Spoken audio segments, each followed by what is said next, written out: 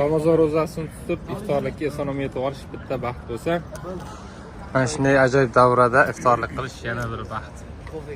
Yo'qmish tog'a? Salomat bo'ling. Undan ham katta baxt mana shunday joyda iftorlik qilish. Ya marhaba deyilgan joy. Ya marhaba.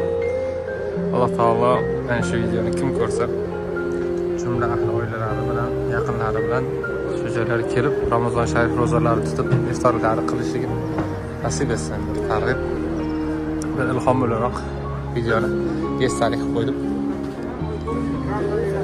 Oy ko'rinyapti? Ya marhaba. Вот ana gidi. Mana. Yangi oy. Hilol. Yo'qmiz tag'a.